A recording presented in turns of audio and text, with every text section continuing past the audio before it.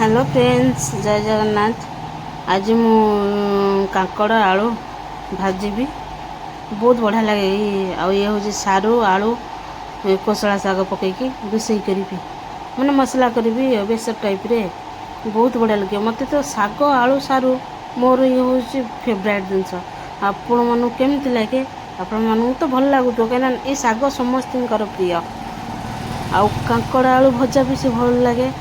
प्रथम तेल पकईदे कढ़ई तेल देदेबा पियाज आउ कंचा लंका दुटा पकईदे शुक्ला लंका शुक्ला लंका दुटा पकईदे फुटन दुटा पकईदे आउ कांकड़ आलू धोईकी रखिथा ताको छाणीदे छाणीकी पकईदे हल्दी लुण पकईदे तापर ताको पूरा घांटी देकी पूरा मिक्स करदे मिक्स हल्दी लुण मिक्स कर सारा ढांकीदे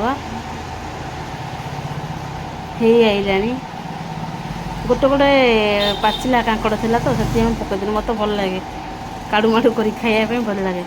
सागरे मसला दबा सोरिष दबा मु कंचा लंका पकईची कंचा लंका रसुण पियाज देची ये हूँ सारू आलू बनईची या सिझे रखी या बघार दबा पियाज फुटन देकी बघार दबा मत तो बहुत भल लगे। आपण मानू केमती कौन लगे मु तो जानी खातु बन खातु भल लगे अपन थरे तो ट्राई करंतु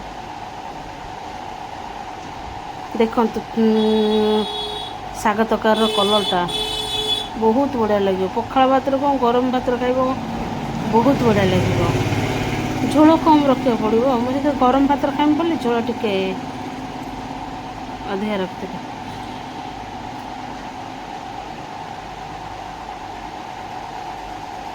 आसतु देखते आम खाऊचु।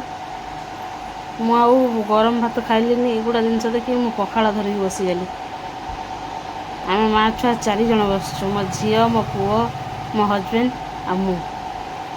सेव भजा ये शाग आलू तरकारी सेव भजा कांकुड़ी कांकड़ आलू भजा पखाड़ भात।